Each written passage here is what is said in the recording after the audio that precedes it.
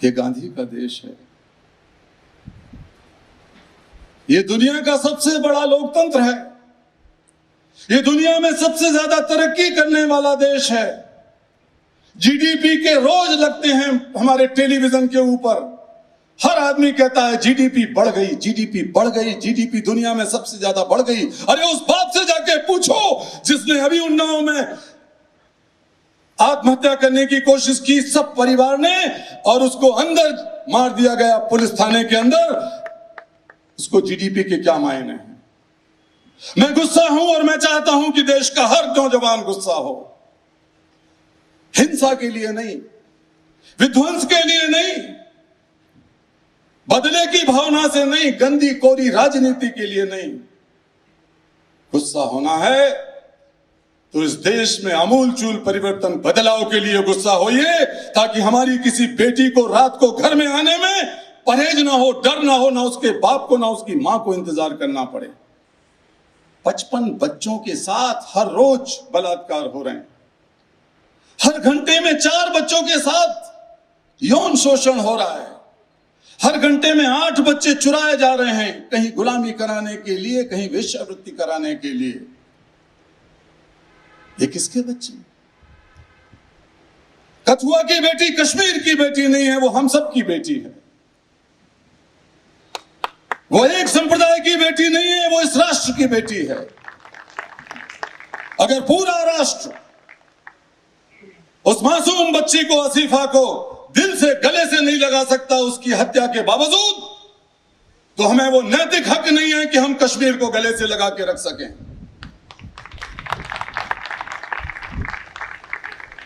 क्यों उन्नाव की बेटी के साथ ये हुआ? क्यों सूरत की बेटी के साथ क्यों हुआ? सासाराम में हुआ, रोज हो रहा है, असम में हो रहा है। 2 साल की बेटी के साथ बलात्कार और सिर्फ मारकर हत्या मध्य प्रदेश में हो रहा है। अगर अब भी हमें शर्म नहीं आती, अगर अब भी हमारी रगों का खून नहीं खौलता, अगर अभी भी हम आक्रोश से नहीं भर जाते, तो मेरे दोस्तों, भगत सिंह का नाम लेना भूल जाओ, सुभाष चंद्र बोस का नाम लेना भूल जाओ। धोखा देते हो अपने आप को और उन महापुरुषों को जिन्होंने इस देश को आजादी दिलाई, इज्जत के साथ जीने की आजादी। इज्जत के साथ नहीं जी पा रहे हैं। हर जगह देखने को मिल रहा है। जो दुराचारी हैं, व्यभिचारी हैं, बलात्कारी हैं, वो खुलेआम घूम रहे हैं, निर्लज्ज हैं, निडर हैं, दुस्साहसी हैं। और हमारी हालत यह, हमारे समाज की हालत यह है कि जिस बच्ची के साथ, जिस बच्चे के साथ दुराचार, बलात्कार, यौन शोषण होता है, हम कहते हैं इसकी तो इज्जत लुट गई, इज्जत लुट गई।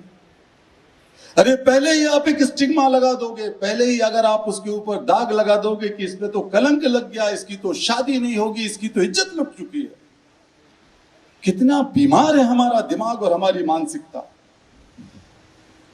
अरे जिन राक्षसों ने दुराचार किया है, ये पाप किया है, इज्जत तो उनकी लुटना चाहिए।